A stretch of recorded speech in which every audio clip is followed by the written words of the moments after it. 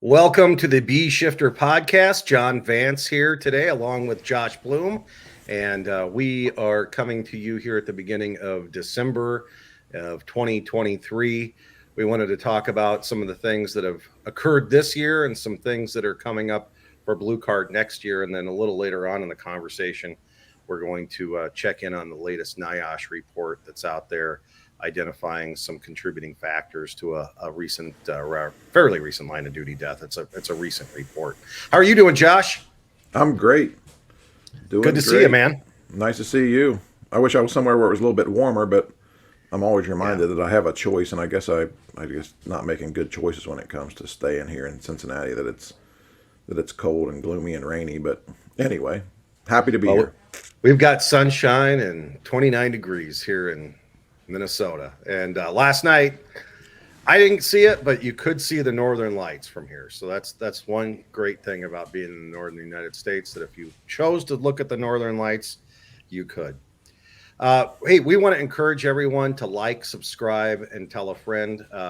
Whether you're watching this on YouTube, please subscribe and hit the notification on YouTube. That way you don't miss any new B Shifter podcast. Also for Spotify, we had somebody who, at least one, that we were one of their top listens of 2023 on Spotify. If you happen to be a top listener, direct message us that logo, and we have a little prize for you. So this year we're gonna take care of you, and remember, we will next year too. So as you're listening to the B Shifter podcast on Spotify, if you subscribe, you'll be eligible to win some nice prizes next year as well too. We have the Hazard Zone Conference coming up. We have already booked that for 2024. Let's talk about that. And we have early bird pricing available right now, too, Josh. Yeah, so we brought the conference back in 23, and had great attendance, great feedback. I think it was great for everybody to get together and network and socialize, and we were happy to catch up with everybody. Opportunity to give everybody a little bit of an update, and then to bring in this year, I think we had 17 or 18 different presenters that presented over the 2 days, and people could see multiple different classes. Chief Lee from FDNY, Dan from FSRI, Shane Ray from the National Fire Sprinkler Association. And our goal with that is to keep people connected to like what's going on now and what does it look like into the future. So really not so much some of the past story time, though we can learn from that, but like what's going on today and what can we do and what can we put in your hands and really into your brain that you can take home and use in your own organization to support what you're already doing. So we're bringing it back in 2024. It's the same week. It's October. The conference is actually October 3rd and 4th. This year, because we had some questions about, hey, what would it look like if you did something before this, kind of a pre-workshop, some pre-workshop classes. So the 3rd and 4th is the conference on Thursday, Friday. That Tuesday, Wednesday before the conference, we're doing a May Day workshop, the 2-day May Day workshop that we've been running now for many years. I think we've put several thousand people through that now all across the country. So that's limited to the first 40 people when you register for the conference. And then we're also going to offer a 3-day cert lab Monday, Tuesday, Wednesday before the conference.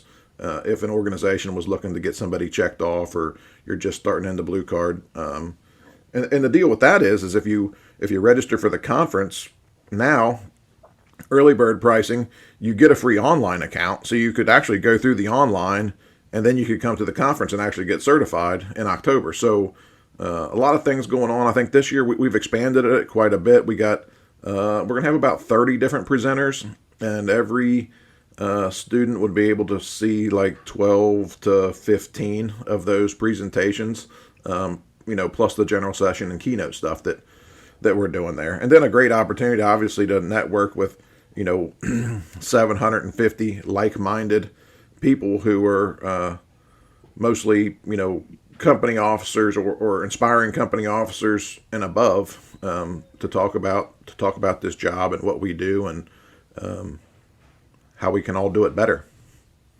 So if you register now, you get the early bird pricing, which is $415 per student per participant. Plus, you get a Blue Card subscription that's transferable to anybody within your organization. That's a $385 value. So you're really talking about going to a conference if you get on the early bird. Is my math right there? Yeah, 30 30 bucks? bucks.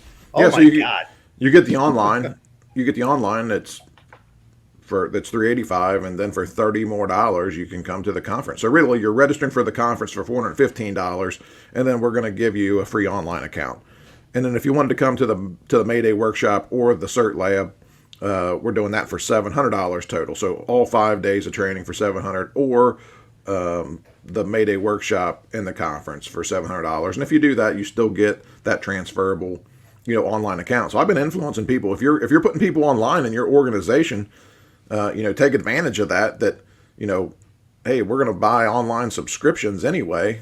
For $30 more, I'd pay that out of my pocket. Well, I mean, I've paid so much money out of my own pocket anyway, going to trainings, whatever. That's just what I think people who want to do this job and love this job do anyway. But that's neither here nor there. It's a deal to pay $415, and then I could give that license to somebody because I was going to buy one anyway for them to go through, or whatever. So That's awesome. Well, it was a great, and we're still going to have networking. We're still going to go to the brewery across the street and probably have some expanded opportunities too, because they're doing some additions to the conference center in Sharonville, right outside of Cincinnati, that we were at. So I'm sure we'll be taking advantage of that. If you were there, you know that you didn't go hungry, you didn't go thirsty. There were great breaks that we were able to talk to one another. We had vendors there that really complement the Blue Card message, whether it was looking at the safety props. We had the National Fire Sprinkler Association there with their trailer.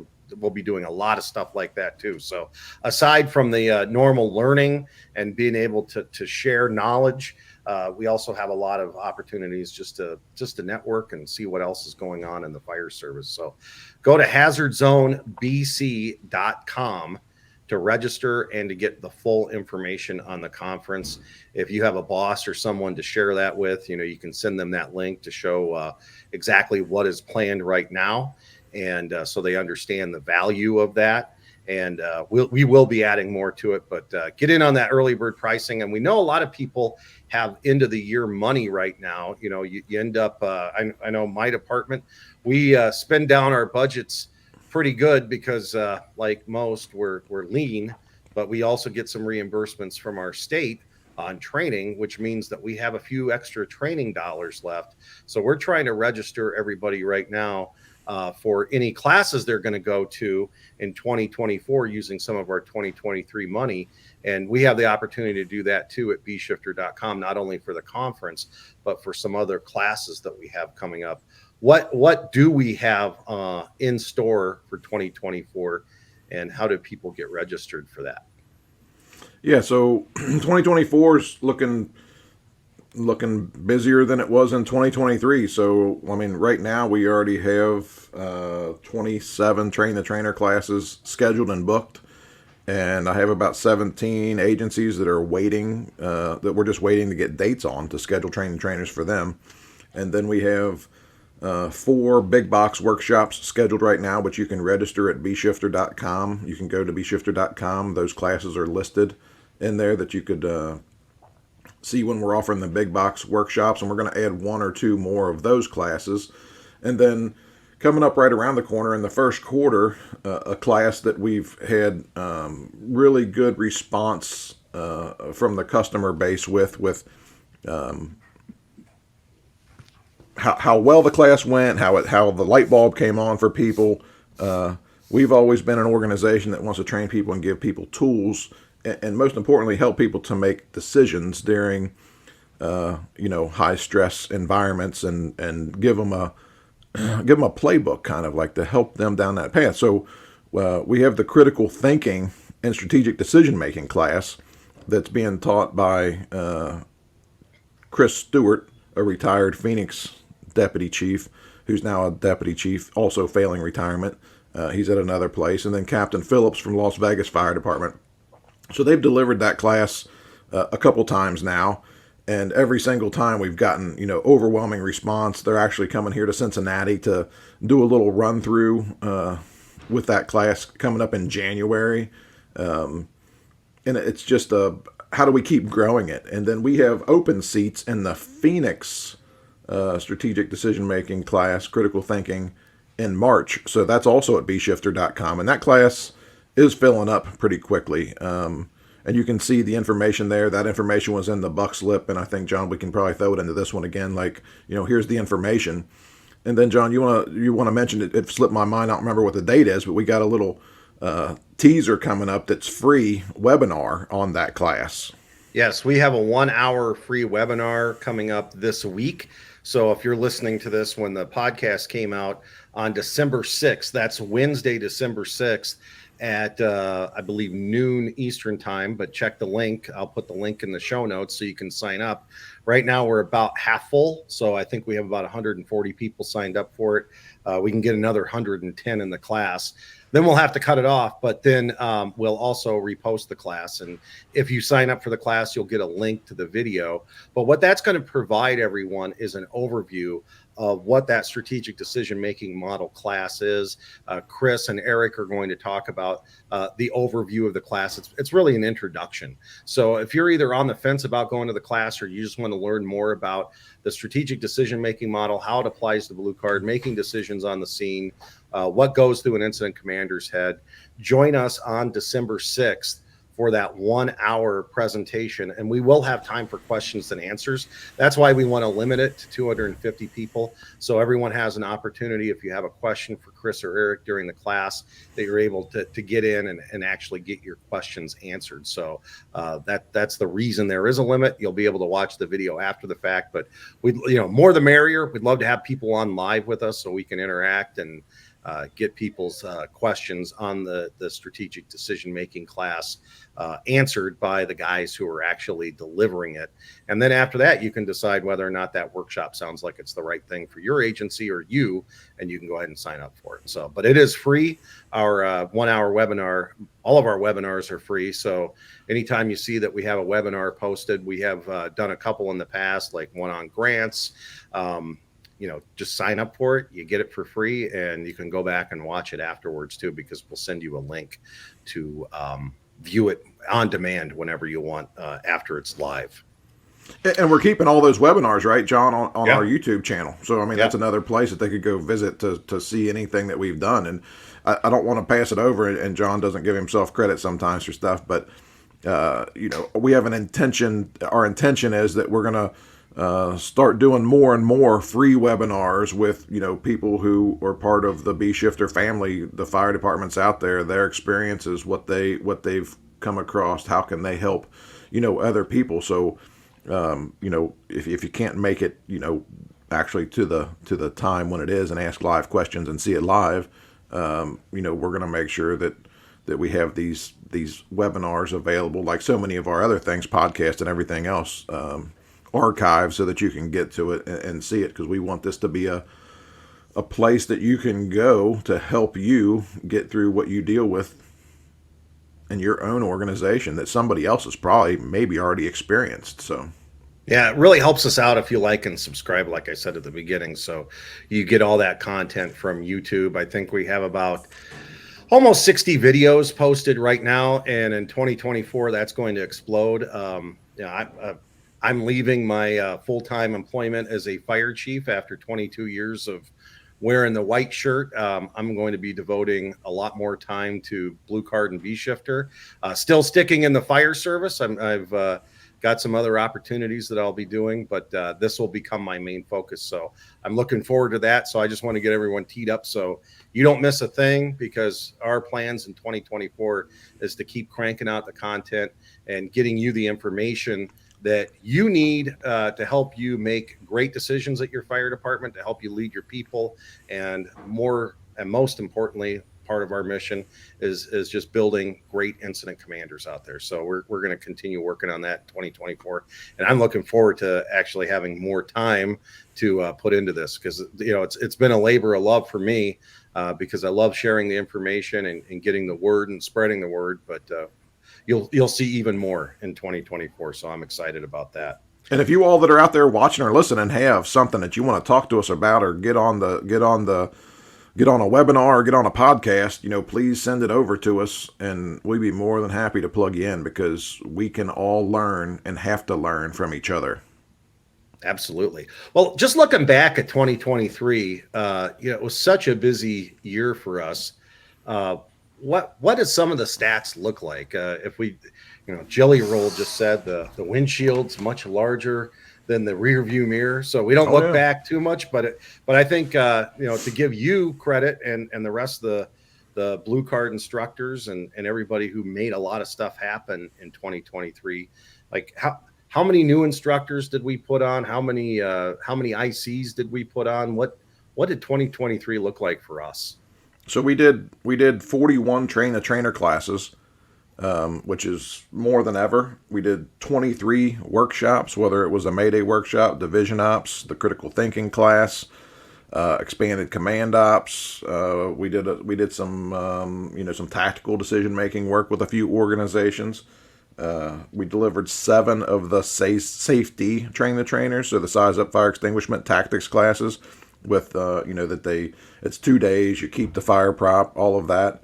And the numbers for actual instructors, we put 437, or by the end of the year, we will have put 437 new instructors on. We actually got a trainer starting Monday in Fairfield, Ohio here that people kept signing up, and then it was full, and then they said, can we do more and more and more? So we got 20 students in that class with a waiting list of 12 that wanted in it.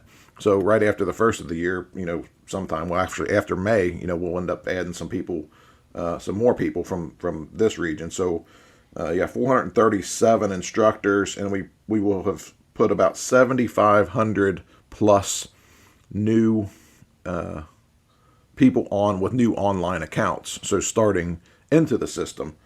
And as we look forward in 2024, here we are, December 2nd or whatever it is, and right now I have 27 train-the-trainer classes scheduled for 2024, with 18 or 19 fire departments that I'm just waiting on dates for their class. And a lot of that work is in the Northeast, from some of those large regional grants. So that's something we're seeing. Organizations are coming together. One of them is got 19 fire departments that came together and got a grant, and they're going to put 1,000 people online and train almost 100 instructors. So, the windshield is definitely bigger than the rearview mirror. And, I always say that I can see much further looking forward with the headlights than I can the reverse lights, right? I can't see very far behind me, which I try to stay that way, right? Let's stay focused and looking forward. And I'm really looking forward to 2024 and beyond. And I'm really looking forward to you coming on board like all the time, so that we can do so many more things and keep the focus like we always have at the customer, as Bruno would want us to do, right? I mean, what can we do to keep the customer moving forward, giving them all the tools that they need to keep them moving forward? So yeah, I'm really looking forward to that. And right now we got 6 confirmed workshops scheduled with multiple organizations that we're really just waiting on dates. A couple more big box workshops. I got a handful of organizations that want that critical thinking and decision making class. We got a few organizations that are looking at the Division Ops and the Mayday workshop, and they want to run that back to back, which we're not like a big fan of that, because it becomes a lot, right? I don't know that students sitting in class for 4 days is I don't know how beneficial, that necessarily is, because it would be the same people. But we got a lot going on. So, I mean, if you're looking to do something in 2024, just reach out. My email's always in the show notes, josh@bshifter.com, or you can call me. My information's, always out there. But if you're looking to do something, the sooner you'd be willing to get it onto the books, the more flexibility we would have. And with how much work we're just waiting on agencies to give us dates for, the availability is going to get more and more, limited the more time passes. So, one other, we talk about the buck slip so casually, But then I get questions every week about what is the Buck Slip. So the Buck Slip is our weekly newsletter. We put it out every week since January 1st. Whether it's we don't take a vacation. So if it's a vacation day, it's a Tuesday. That Buck Slip comes out, and it's the latest information for leaders and incident commanders. So all of the articles that we used to have in the B Shifter magazine that we used to put out 3 times a year are now on the Buck Slip. So you can get those articles in real time instead of waiting for a trimester to go by until you can actually read it. We put it out every week so you can get that fresh information. And then any announcements that we have about Blue Card or B Shifter, we put in there as well. So if we're doing something new, an announcement is put out about a workshop, it's going to be in there. So ask your people if they see it. There are people who don't open it, don't read it, don't know about it. But I'll give you an example. We put all 8 of our SOGs out this year, and those were all directly tied into the Buck Slip. And the only way right now that you can get those, and we're going to expand this in 2024, but right now the way you get those is actually by subscribing.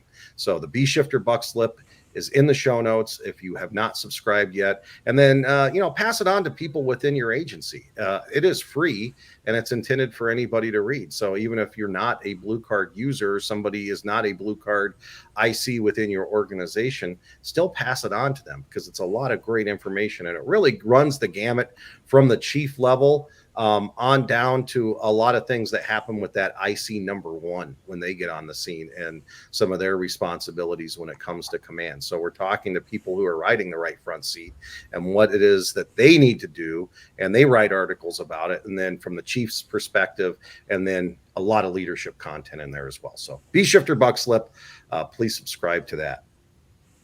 Okay, anything else, Josh, on what we've been doing here lately before we switch gears?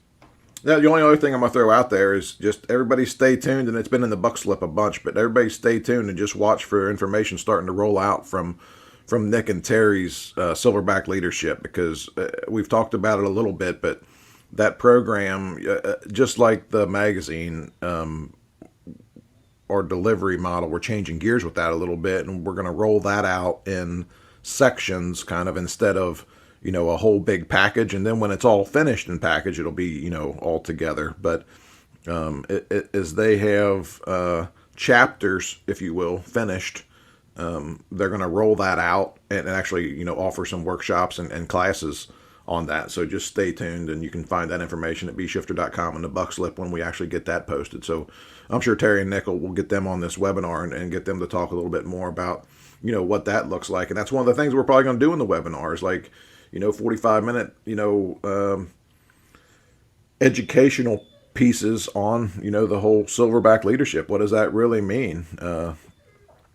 Connecting that anatomy and physiology. I know that's a big part of the silverback leadership. That's just one of the books that Bruno pushed out, right? That what does that really mean, and what does it look like? So just stay tuned for that. All right, switching gears a little bit, the latest NIOSH report is out, and we'll link to that as well. So if you need to find that new NIOSH report, you can look at it. The information that we tend to get is pretty consistent out of there. And we always say, especially during Mayday Day or Mayday Workshop, we haven't really found new ways to kill ourselves in the fire service. It seems to be the same thing. This week, you and I and some of the other lead instructors were bouncing back and forth. A major metropolitan fire department actually had a floor collapse in which some firefighters, how did the PIO state that? Gently rode the floor down. I mean, it wasn't, they never used the word collapse, but it was like they were gently lowered to the next floor down or whatever. It's like, well, that sounds like a collapse to me.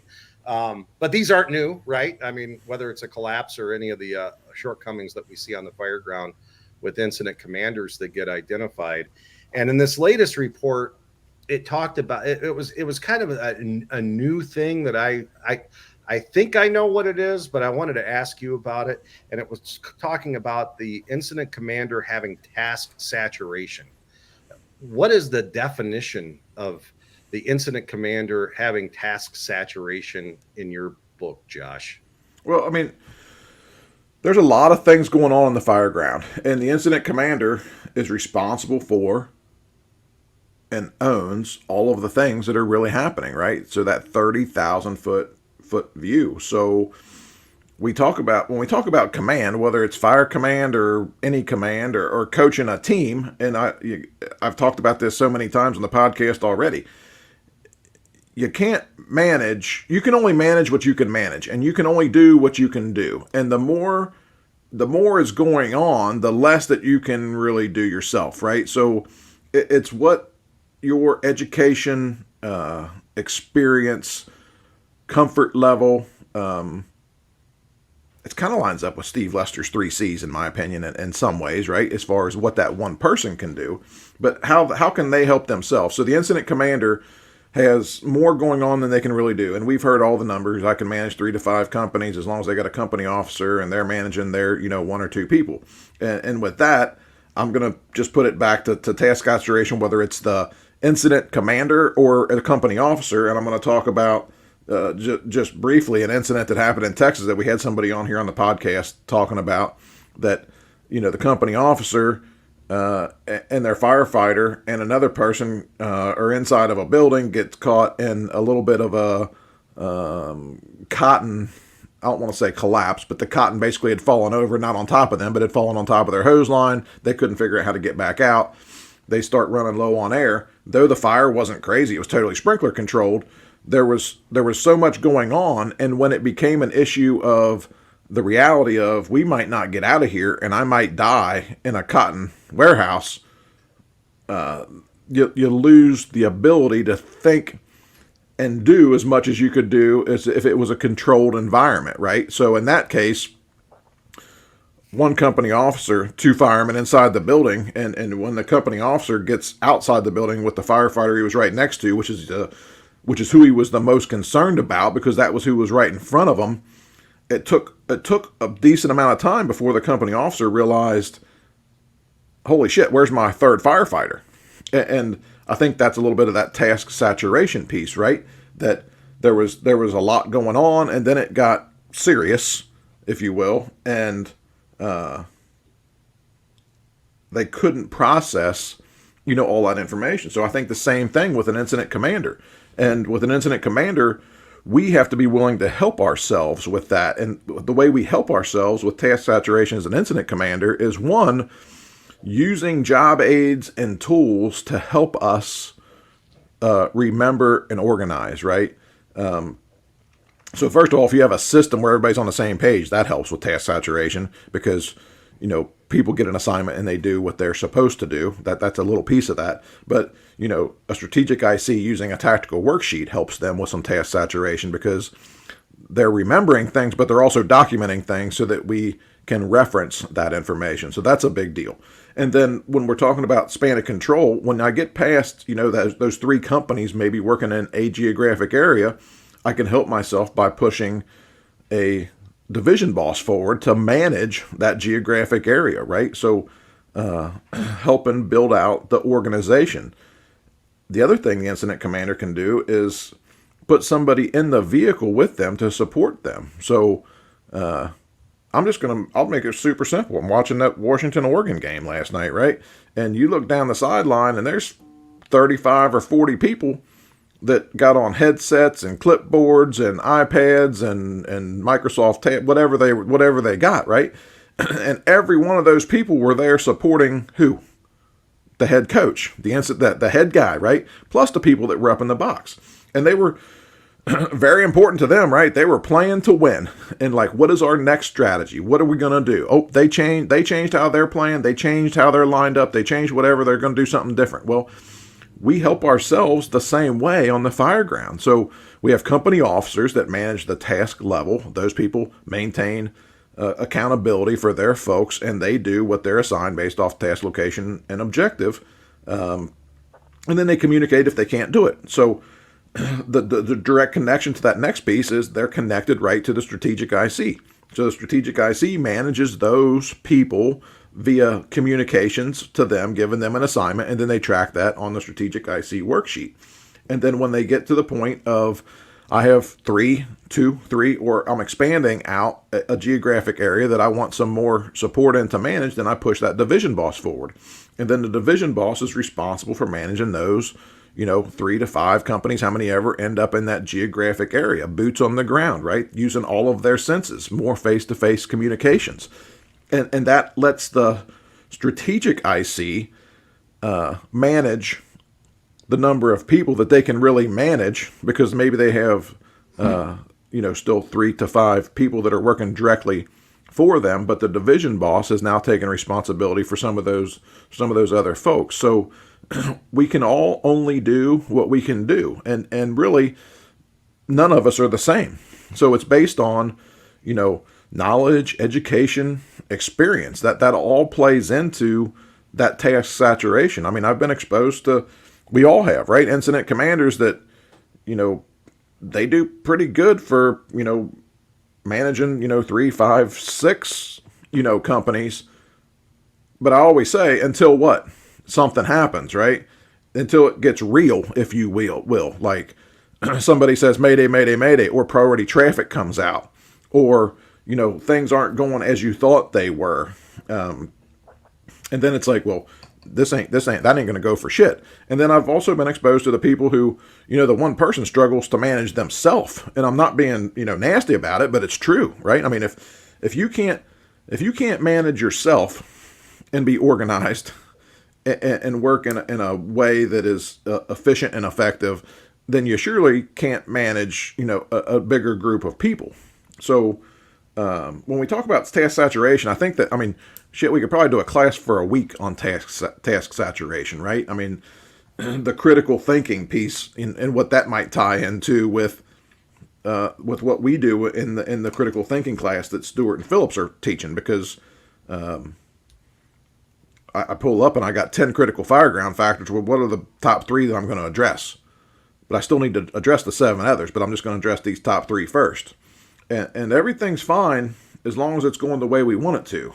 But when it changes, conditions change or whatever, and it comes down to more critical thinking, not accidental success. We all go to fires, one hand line puts it out, high five, great job, let's go back to quarters. And it's like, well, what could we have learned from that? It gets different when we have an incident and we're not expecting what we encounter. And I'll give you an example that just happened here in this county recently. A longtime company officer is going through some critical thinking task level decision making on the drill ground. And one of the things was they pull up, they're just doing a size up. There's multiple companies there. They're assigning a few companies. They're doing a follow-up report. During their follow-up report, a parent grasps onto them and is like, my kid is in that window, just to like sidetrack them on like, what are we really going to do with this? So if you haven't or hadn't thought about that before it happened, this guy got locked up. Like, he's like, I'm not sure what to do here. And he didn't say that, but he was just mentally and physically locked up. The value of it is they had now experienced that. Though it was in a training ground, it gives them something to think about, right? Like, what am I going to do if that happens? Well, whether you're talking about the strategic IC being task saturated or that first due company officer who is also the IC being task saturated, it's the same exact thing, right? Like, what can they really do? And it, just to kind of close that up, is it really comes down to knowledge, education, training, and experience. Like, how does all of that line up to let you do or help you do what you need to do? Everyone has a role on the fire ground, and I try not to get into these Twitter debates, but this week there was one out there, and I just take it in because it drives me on our mission, on what we need to do as far as educating people on the responsibilities of incident commanders and the people who support those incident commanders. But again, it was this discussion debate on what hand tools should a chief be carrying with them. And I was like, what, as a chief, now I understand some people are in situations where you're pulling up with 3 people. That's different than a standard response. I'm talking about standard response situation. Yeah, we did a podcast on that little piece before you, just not to cut you off, John, but we did a podcast, right? Deerfield Township, Hamilton Township, Ohio. They pull up some limited staffing in that geographic area, and the incident commander assigns a fire chief and an assistant chief, as he should, because it's in their system, and those guys wear their gear, and they wear their air pack, and they train and do task level work still because of how they have to operate. Though there was a strategic IC sitting in a car, he assigns a chief and an assistant chief to go do a search, and they pull somebody out. That's way different than what we're talking about or what anybody else is talking about, right? I mean, their rank had nothing to do with anything with their assignment. Their rank was, you guys are also firemen, and I'm going to use you in that capacity right now because the critical factor is I have somebody known for sure to be trapped, and we're going to get them out, while another company was stretching a hand line, and they did, right? So that's just a piece of that. So I always want to clarify that, because just because it's your rank don't mean shit. You should still be able to do that job. It's what your actual assignment and position is. So, correct. And what this thing was, though, was more like, hey, we need the chief in there with us because they need to be feeling what we're feeling, and they need to be doing what we're doing. Everyone has a role on the fire ground. Mm-hmm. And this blurry line between I'm going to get involved in tasks as a chief, we see videos of it all the time. We hear about it all the time. And we also read about it in NIOSH reports at line of duty deaths. And it's been well documented in some very large loss of life fires on commercial occupancies, that the chiefs end up becoming not strategic and involved in task level work. Mm-hmm. So that's the two different things. If you're the IC and you're IC number 2, you've got multiple companies working, you've done that command transfer, that there's a big difference between that and you're a later arriving chief, and a critical factor needs to be addressed, and you're going to get assigned to take care of that critical factor. So those are two different things. But a lot of this, I think, is window dressing, that people want to feel a certain way about their chiefs. This is a working chief versus an office chief and all this other stuff that happens politically within the fire service. But I think it's really good to differentiate the two and talk about what that job description looks like. And as IC number 2, even, you need to be able to change. So, recently we had a rescue. The BC was the first one there. They thought the lady was right behind the door, so they forced the door, and she was gone. And he realized at that moment that he needed to peel himself back and say, okay, I need to go get in the car now because people are arriving. I'm going to have them do the rescue. They need somebody to coordinate it all. Mm-hmm. And thankfully that IC, who was a captain acting up into a battalion chief's role, was educated enough and was smart enough to know, I now need to supervise this because I'm getting so many people on the scene that can actually do that work. I just need to coordinate it. So it's different at every fire, but it's standard conditions, standard action, standard outcomes that kind of brings it all together for us as our agencies, depending on what our staffing level is and what needs to happen at the time. Yeah, I mean, a strategic IC, their tools are, I'm in my vehicle at 70 degrees, temperature controlled. I got a very strong radio. I got a worksheet that I can document on. And I can see clearly out this, window what's going on, and use my MDC and other things at that 30,000 foot level to assign people, right? And then, division bosses, just as we outline in our program, right? When you get to organization, we spend a ton of time talking about what does that really look like? How are they dressed? Why are they dressed that way? And, a division boss dresses and looks just like a firefighter, right?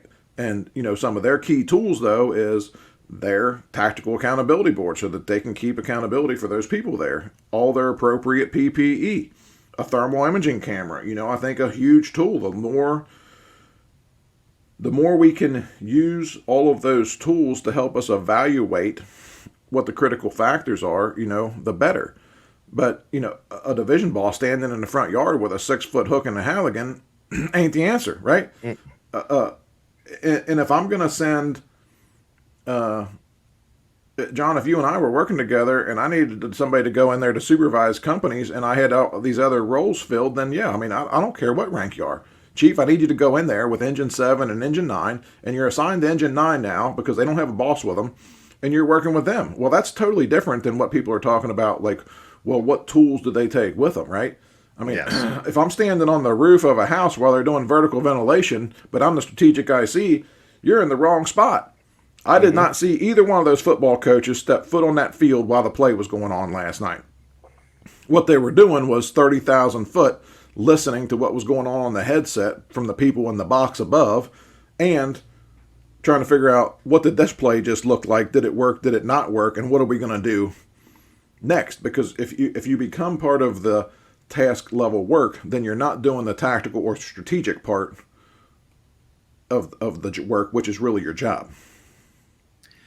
Well, we could talk about this NIOSH report all day, and we're getting ready to run out of time. But I will link to it because there is a lot of good information in there. As always, it talks a lot about the size up, the risk assessment, and IAP or lack of, incomplete duties of command safety, and also not having an aide for the incident commander, or in our world, we'd call that a support officer. So read it, learn from it. That's why they're out there. Prevent it from happening to your organization by learning from what's happened in the past. Well, as we wrap up, do you have anything else to add today?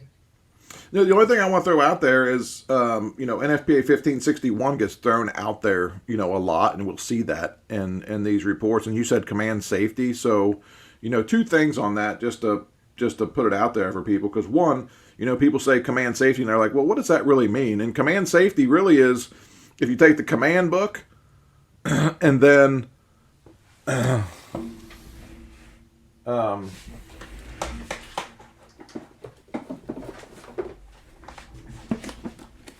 you take the command book that Chief Brunacini wrote, and then you take this book, it says command safety on it. That's what they're talking about. Brunacini, command safety.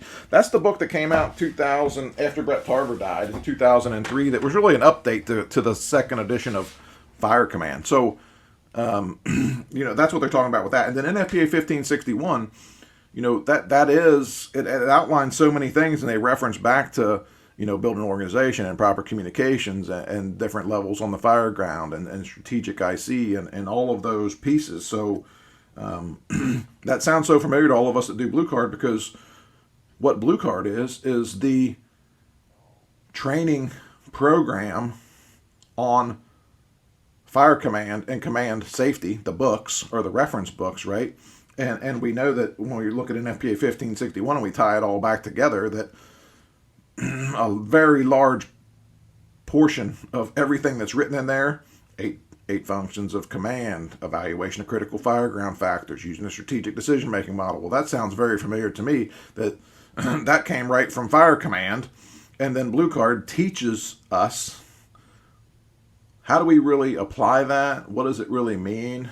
And how does it benefit us in the field? So I just wanted to put that out there, because we do get some questions on, well, it's NFPA 1561, but what's the training? Well, a lot of the training is what we do in Blue Card, and Blue Card is the training program on Fire Command and Command Safety, those two books. So, yeah, leave you with that. I'm glad you define that, because we do get that question a lot of times, asking what is command safety. So that's very good. All right, Josh, we're wrapping it up. So I know we'll have a couple more podcasts in December. So stay tuned, subscribe, like, tell a friend, pass it on, and we'll have all the information. We'll have a ton of show notes today. So a lot of information in the show notes for all the stuff that we've talked about. All right. Have a good one, Josh. Thank you. You too. Thanks, John.